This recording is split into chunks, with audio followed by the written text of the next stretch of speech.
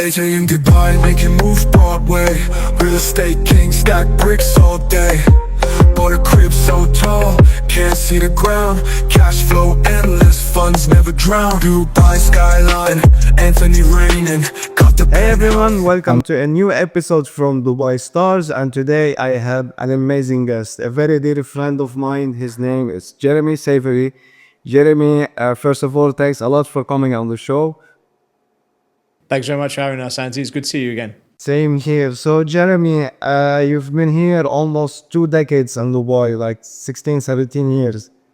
And we want to discuss with you like everything that you've been doing since you moved to Dubai. How did you start? Tell us all of the story. I came here a bit before you. Way before So you. yeah, way before you. Yeah, 2008 I arrived, and it was the same week Lehman Brothers crashed. So I missed all the good times, just like you. I missed the good times, but like you, I caught up. So we ended up. So I stuck around, and I ended up eventually setting up my own business that became Savory and Partners, which, as you know, does a lot of second passports. We have been doing citizenship and residency for now 15 years. And as you know, I did it for your partner, and I did it for a lot of our friends as well. And word of mouth, referrals, more and more clients keep coming. The difference right now is I'm going to be moving into opening the other things that I know about, which is tax, international real estate investing, entrepreneurial guidance as well for people who want to set up overseas. You don't need any of this advice. You've already done very well, but other But people need that our guidance. audience, they need it. They are looking in it. Like so many people are lost nowadays, like where to relocate, where to put the money, what's the best asset of the investment, what's the safest. I've been getting crazy questions. I feel like we are financial advisors nowadays. So let's discuss it deep more. So first of all, let's speak about your main business, which is the Jeremy and Savers Partners. This is where you guys have started helping people obtain second nationality, whether through donation or through investments, right? Yeah, that's the business. The primary business is 15 years old. We're one of the biggest in the world. We have been going for 15 years. We have 6 government licenses. We just got our 6th last week. So that means we're accredited by 6 governments. That means that in the whole world, in this industry, it puts us in the top 10. There are a lot of guys who they put it on their Twitter handle, their Instagram handle, and they're just, they're just new to the business, or they don't have any integrity or credibility. And unfortunately, we're starting to see a lot of shady stuff going on. But 15 years, we've processed 11,000 passports, which means we've helped 2,100 high net worth, ultra high net worth families, helped them with citizenship, residency. Huh? Did you count me in this number? Yeah, you're in that number. Yeah. No, actually, it's not a testimonial, but I've used Jeremy's service 2022 or 2021. Yeah, 2022, I think. I obtained a passport for my missus. The service was like really nice. I think the time frame was 6 to 7 months from signing to receiving the passport. So it was very smooth and easy. I don't know about now, how's the process is happening with everyone. 6 or 7 months for you, but me having to do an application for you, it felt like 2 years. Like that's why I didn't have. Basically, before I met you, I didn't have grey hair. But no, it was a smooth process. Everyone went fine, but some clients it gets a little bit rocky. Now it depends. Some of them they're still 6, 7 months. Some of them they're taking longer. I think that's where our advantage is that clients come to us and they get impartial advice. I mean, most companies only have 1 government license or 0. We got 6. So we really don't need to push you or try to sell you or try to get the most money. We can just tell you, where do you want to be? If you want to go slower, pay less. If you want to go faster, pay a bit more. But essentially now we look after, and this has always been the case, we deal with different types of people, but our clients are generally ultra high net worth, high net worth. These people, they don't want to hear excuses. They pay for a service and they want to know that everything will be smooth, no problems. And and actually some of them, they become repeat clients. So some of them, they'll get the second passport, and then some they'll get a third passport. There's not so many, but a lot of them, once they get this, they will then do a residency program with us. So a golden visa in Portugal or Greece or Latvia. We did more than 200 families, 250 families just for Portugal. And out of that 250, around half already did a second passport with us. So they see the second passport as the first step, and then they want to apply for a European passport. And Portugal is extremely popular. I'm also a Portuguese resident. I'm an investor in Portugal in a business, real estate companies, a fund. And very few people have that level of expertise. And it's not just me, by the way, it's 65, 67 people in our company. So it's a lot of expertise that we provide. Jeremy, tell me, what inspired you to jump into the real estate wagon? Was it like requests coming from these clients, when they're looking to get a residency or a golden visa? I'm sure they first ask about how to open a business, how to get an office, and maybe a house. Was this the main reason that inspired you to jump in? So basically, I have been investing in real estate since I was 23. I bought a house when I was 23 with a little bit of money, a deposit, and a very big mortgage. And then I sold it, I made some profit, and then I bought another house, and then again, I made some profit. Then I came to Dubai and I bought an apartment, which I'm right this week selling. So I've owned it for now, I think 13 years or something, 14 years. I bought it for 850,000 dirhams. It was rented, one check for 120,000 dirhams. So you do the math on that, plus the capital appreciation. And you know very well how attractive Dubai is as a destination. And but then what happened is that because my business is citizenship and residency, no one knows about this. No one talks about it until today. So I have invested in over 30 properties personally in 11 different countries. I'm about to buy another one, which is completing again, I think by the end of this month in Colombia, in Medellin. We're looking at other opportunities, but that's a lot of properties in a lot of countries, which all need different things, right? So you're very specialized here, but you know about Lebanon. Doing it in 11 different countries, you have solicitors, some you have online, you have trustees, some you have notaries, notarios, different tax rates, different tax regimes. Some you have finance, some you don't have finance.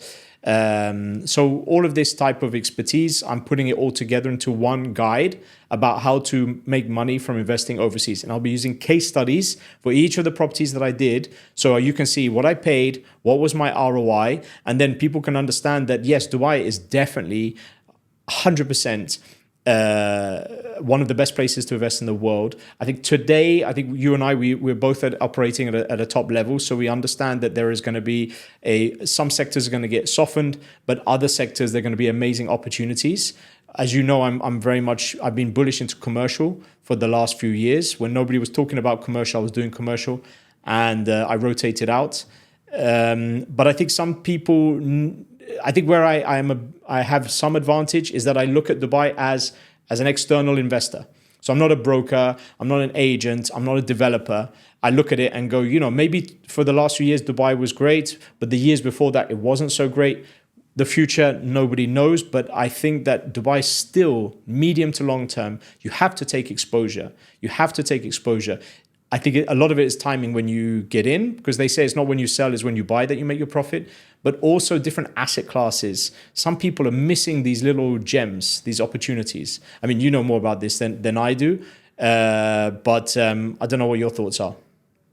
I changed my strategy when it comes to investment. Basically, I got out of most of my, let's say, old property stuff. They are from 5 years and more. So I sold all of the stuff, and now I'm investing only in branded residence. I have zero interest in investing in any residential property, just like because there's too many of those, and I'm seeing the rise of the branded residence, and I think it's the future. And obtaining a unit in a building where it's properly branded, such as we've seen it all, Mr. C, Nikki Beach, Brabus, now they have their own island in Abu Dhabi. So I'm really targeting just the branded residence, because I think with properties like that, the capital gain can shoot up to 200%, and it will not be possible to do it with a standard residential unit. This one I kind of agree with, but I think there's a bit of nuance, is that there's a lot of branded residences, and some brands, like I don't see anyone really buying those brands. Like, for example, does an Anantara go up that much? Does a Pininfarina go up that much? Does a Natuzzi go in that much? Like, those are brands, those are branded residences, but they're not really brands. The brand. Let me tell you, when I'm eyeing Nikki Beach, I've already got it in Ras Al Khaimah, I've got it in Bahrain as well. 2 or 3 years ago in Marassi Al Bahrain, when I was checking Formula One over there, I got the unit, it will be ready next week. So what I'm saying, this is what I'm seeing, where capital gain really is shooting, the rent is shooting, and there's not much competition. and the building. Why, when you look at the residential market, let's have a look at the beachfront. Okay, let's look at Inmar beachfront. They're all beautiful building on the beach, but they're all the same building on the beach, right? So it's either overlooking the palm or the waters or the marina, but it's still the same buildings. Why? And the Yeah. branded residence, it has huge room to grow. Strategies always change, and the past 4 years I was only eyeing villas and townhouses because there was a huge shortage in the market. And when we did the number, for each villa or penthouse there was another 6 7 apartments. Okay, now the case has changed. Now it's like leveling up a bit, and people are really heavily investing into special villas and townhouses communities. So now I see it balancing out. Still, the apartments, we have huge inventory, way more than the villas. However, yeah, for my strategy now for the next 2 3 years, I'm just gonna be targeting those blended residents until something else happens, and the market shifts. We adopt with it and we shift. So who's buying branded residences? Like, Everyone who has money and they wanna make some kind of statement that I own a trophy asset in here. You know what I mean? So yeah, I mean, big money is buying into these. I mean, they are more expensive when it comes. If you wanna compare the price per square foot, of course they were more expensive. The facilities is even way different than the residential one. You can always have this resort facilities and all of these projects. Not to mention locations and the payment plan. So all in all, this is personally, I'm finding it ideal to stick my money into the branded residence nowadays. And also, I know there's a mega shortage in Dubai when it comes to commercial properties. Good luck finding a decent office, or actually finding an office in Dubai nowadays vacant. There is a huge shortage when it comes to warehouses as well. Like now, if you want to get a warehouse, it's impossible to kind of like get the unit and alcoves. You have to go all the way to the IP, where prices are still bit reasonable. Not full reasonable, bit reasonable, way more than the IFC. So yeah, all in all, in the market, we have shortage of everything. I don't think that the government or anyone has really thought that we're gonna be having this huge relocation to Dubai, and it kind of all came in the same timing. yeah. I mean, going back to what you said, I'm doing the same. So I'm offloading residential. Commercial, I bought in 2023. So, and I got an extremely good deal as well. So commercial, like you said, there's good luck finding any offices. I listed one of my offices for 1 week. 4 people contacted me in the same week, and they offered me 25% of the price I paid per square foot in rent. Right. And one of those was our mutual friend, Luai, and I told him no. So, but in the end, at the same time, like there is the demand there, but warehouses is another opportunity. But I think exactly as you said, I think there's a lot of supply in residential. Branded residences, yes, but it depends on the brand. So you need to be at a really good brand. But Mr. C, Nikki Beach, Armani, Four Seasons, these are the ones. Yeah, those are the best ones. But yeah, but like you said, no one really thought with this many people be coming here. We're very blessed to be able to have it, Tell me, what experience and a caused network. people to start moving in like these waves? Well, a lot of my clients are from everywhere. Well, my clients are from Africa, Middle East, and Asia. That's traditionally where the demand for second citizenship comes from. But the thing is, I'm also half British and half French, so I also understand that side of the world. I can tell you that if it's people need a safe place to invest where they can grow their money through investments or through opportunities, business opportunities. But you also have an increasing, the IFC is full. They're building the IFC 2.0. So that's telling you that on the financial side. Then you have the hedge funds in Abu Dhabi. Then you have the one of the largest free trade zones, which is Jebel Ali, the port that is there. Then you have the airport. I mean, there isn't anything that isn't expanding in this part of the world. You've got potentially even the Formula One, which will come to Emaar Beachfront in a few years. So then that will come. But it's also a destination. If you are not visiting Dubai, if you don't have a place in Dubai, you don't have a residency in Dubai, you're not doing business in Dubai, who are you? Everyone is coming here. Probably the last people we coming here would probably be North Americans, because South Americans even are coming here, people from Asia. But I think a lot of it is very simple things that everyone looks for. Tax. We don't mind we like making money, but if half of it is going, then we'll find other opportunities. So it's definitely tax. Corporate, 9%. They're very smart in introducing corporate tax. They made it 9. They could have made it 11, 12, but they made it 9%. That is not really going to affect anyone. And plus, it's over a certain threshold. So just set up another business and then you can spread that threshold. Then you've got all these high tax jurisdictions, safety, London, US, France. I mean, safety is a challenge. That's before you get to like Africa and South America. And then climate. I mean, I'm from the UK. It rained like 9 months of the year. It's cold. People want climate. But what's happened is the shift is coming that more and more of your friends in Dubai, either investing on holiday, then you're coming as well. So it's the magnet. There's the magnet effect. That's what's happening. People are finding that they're coming here. Okay, so tell me, like, while this wealth is coming to the city, where is the money is moving into? Where, like, from the inquiries you've been receiving or the people you're dealing with, like, where do you see the money is coming to? The market is coming here is what's happening is people are coming to, first of all, UAE is very smart in giving the golden visas, which has had a major impact on the property prices. Some people, they do bank deposits, but right now deposit rates are coming down. And with real estate, you need to put 30%.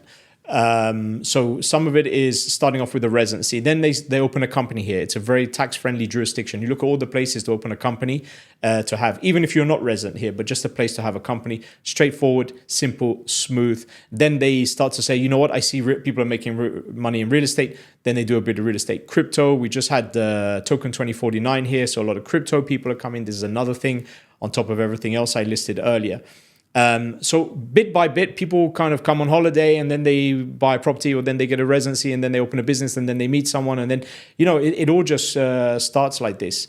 And the UAE government is very proactive and smart in this. I was at a conference, a crypto conference, a very elite crypto conference, very expensive to get in. And I got in there, and the UAE had a department which had a representative there that was offering people or giving people a golden visa there at that conference. Because if you have a conference that has a high entrance ticket, which is, I think it was like over $10,000 just to attend, and everybody there is a mover or shaker in crypto, of course it makes sense. Just go there. They're not like, people who pay that much just to go to a conference. Those are the type of people you want. They gave them the golden visa, and some of them, they were saying, okay, what do I do with this? But the fact is like, well, be curious, find out what you can do with it. And then they start to say, oh, I'm going to open a bank account here. No, I'm going to open a business here.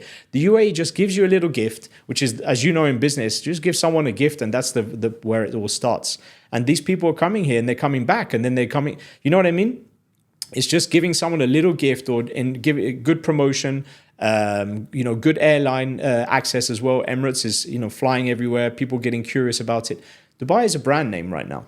That's true. And tell me, Jeremy, like, now we're seeing lots of relocation happening from the UK.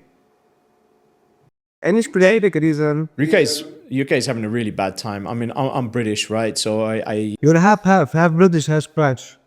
Half British, half French. Yeah. I mean, I constantly fight myself every day. But the thing is with the British is like, they're just making a lot of poor decisions. We had the VAT that was removed for if you wanted to get the VAT back when you bought things. So a lot of wealthy people would go to the UK, stay in a hotel, do lots of shopping in Harrods and Belgravia and Mayfair, and then they would get the VAT back on it, and this basically paid for the hotel. But then they stopped this. So now the taxi drivers are suffering, the restaurants are suffering. And then the next thing is that they had Brexit. And then they cancelled the UK non-dom status, which means that you could live in the UK and not pay any taxes on the revenue you make outside the UK. And then the UK is happy with this because they would see that you are spending money living here, hiring people, putting money into society. But then they cancelled this. And now hundreds and thousands of people are coming. I'm talking thousands of people are leaving. And from that thousands, a lot of them, the wealthy people. So now who wants to get rid of wealthy people? Look at how much Singapore, UAE, Monaco benefits from these wealthy people. So unfortunately, you've got Brits coming because their businesses are affected, taxes are being increased, social security contributions. Safety is a big issue. Even private schools, one of the fifth biggest economy in the UK, people don't know this, but it's the private school education. So many people around the world send their children to go and study in the UK, and now they've added VAT to this. Before it was a charitable status, so you didn't have to pay VAT. So that means your school fees. So even if you're a middle-class family that is working so hard to give your kids the best education, and those people now have to pay an extra 25% on top of their kids' education. Like, when is enough is enough? So those people are leaving as well. So But you know, we've got people coming from America coming here. We've got people from Europe, France, Germany, Holland. Lots of people from Holland are coming. But look, my business now is about taking people from A to B. It's not like saying everyone come to the UAE. Like I have opened over 250 companies here. I have processed, you know, over, as I mentioned, 11,000 passports, not from the UAE, from other countries. We have helped a lot of clients to invest here and make exceptional returns. We're not a big brokerage. We're a boutique brokerage. We have in-house advisory and legal teams. So I only look after my existing clients and my own portfolio. But we also know that there's other opportunities. I went around South America in Christmas and New Year's. There's countries there that are tax-free, friendly, pro-business. Real estate market is booming and nobody knows about it. Right? I bought an apartment in another country. I bought a 4-bedroom penthouse with a roof garden for $135,000 and I'll get 10% ROI. UAE, you won't get 10% ROI anymore. It's very difficult to get 10%. So, Sorry as to cut you off, so I don't want to jump to a different topic, but how do you think that now the British government will react to all of these millionaires moving? Don't you think that they are now already trying to study how to implement the double taxation? Same what happens to Americans, same what happens to French even? You're okay. So you're talking about citizenship-based taxation. So Americans have to be taxed based on their nationality. But if you look at the data, the number of Americans who are renouncing their citizenship is going up year by year. The data is about one year delayed, but the numbers are going up. But it's not that easy to do it, to just announce it, because you know once you will mention it, they will allocate a team to be investigating each ice cream that you had as you never declared. You know, so it's not that easy to do. But I think the British are working on the same concept now because they felt like they lost the major income. Everyone left the city. So it's like if they want to live in here, no problem. But at least that's Pakistan so we can be getting money, because if there's no tax in the UK, what's the main source of income? So that's what happened is I launched a new channel called Millionaire Migrant because we are known for citizenship and residency for saving partners. But Millionaire Migrant is now a YouTube channel where we're going to tell people and bring experts from tax as well as, again, investing, about business opportunities and about real estate. Because tax now is really important for a lot of people around the world. We're very blessed that we don't have that issue. Even 9% corporate tax is not really, in the grand scheme of things, a challenge. But the thing is right now is that people are just saying enough is enough in the UK and they're seeing it in Europe. Now, what's going to happen is that the UK even briefly mentioned about charging an exit tax. So that just really panics people. And just it didn't even come into law, but just the mention of it has not only told people, right, I'm leaving the UK. And again, people don't really understand. I deal at a high level. And so I see and I speak to people in the industry. I'm talking about private wealth advisors, I'm talking about fiduciaries, international tax attorneys. And they're like, Jeremy, literally everyone is leaving the UK at that level. But the fact, and then you've also got the fact that even you mention the word exit tax, this stops people even moving to the UK. So now less and less people are moving to UK, high net worth people I'm talking about. So, and I think this has a trickle down effect on all the other people in society where it's just like, how are you going to start a business when nobody's spending any money? How are you going to start a business when there's nobody who's got any money at a high disposable income level? Like, how do you get started? Right? Places like UAE, yourself, myself, and hundreds and thousands of other people, it came because basically people had spending power and high net worth people were coming and they had even bigger spending power. But I see that in Europe, a lot of this is happening. I don't know what's going to happen in the UK. I always strongly believe that if you go too far in one direction, a Trump or somebody will come around and change a lot of things. My only regret is I feel that we might be too late, and those people who already have left discovered that they're enjoying themselves in Cyprus or Monaco or Panama or Singapore or UAE, and go, you know what, I'm here now, so I don't want to go back. And that's the sad thing. I think Europe and UK, unfortunately, it's really looking like the only thing that will be left is a great big open air museum. That's really the sad thing about the whole thing. And I hope that it will get back on its feet and find a future. But if I was a young guy right now, go back 25 years, if it was me, I would say, you know what, I don't see any opportunity here. I want to go where I have a competitive edge against any of my peers. I want to go where there's liquidity. Whether it's Dubai, Singapore, or the future Dubai or Singapore. The East era, you know, and especially the GCC countries. Like now we're like, okay, mainly Dubai and UAE is taking all of the footage and the audience and everything, but we cannot neglect Saudi. Saudi, they're on the rise. Bahrain is also performing very well. Lots of people are moving over there. Over there, there's still no corporate tax yet. So some people are registering companies in Bahrain and they're operating in the UAE where they are collecting the money. Yeah, I don't doubt that. Yeah, I mean, look, we spoke to some of our tax advisors are very high people in the UAE, and we told them about this, about Bahrain a year ago, and they were just like, look, it's a matter of time before they do it. You could shift everything there, you could do it, but I think Oman already, they're on the case, Qatar is already on the case, so it's a matter of time before it gets to Bahrain. But I think just people will always find solutions, and people underestimate a little bit that the role that other countries play in trying to attract capital.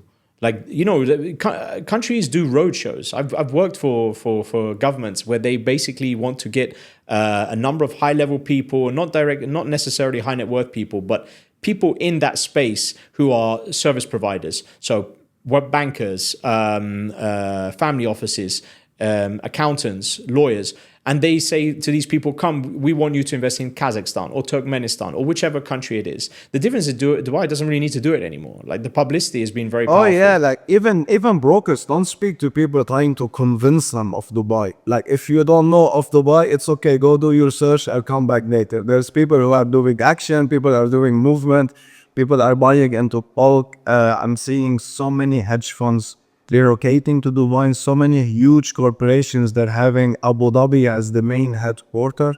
We're talking big names, we're talking Larry Fink, we're talking BlackRock, we're talking huge names that are moving in here. And these guys, like, they're quite smart. For them to be doing this move means they're seeing a huge potential and a huge future in the city. Jeremy, this has been amazing. Mate, I appreciate your support as always. Look forward to seeing Joy coming in and say how we had a lovely time in Zanzibar and she had a great time with the passport. For sure. Thanks a lot, Jeremy. All right, brother. For this beautiful episode. And guys, we will be seeing you in the new one. All right, take care. AJ in Dubai, making moves Broadway. Real estate king, stack bricks all day. Bought a crib so tall, can't see the ground. Cash flow endless, funds never drown. Dubai skyline, Anthony raining, got the penthouse.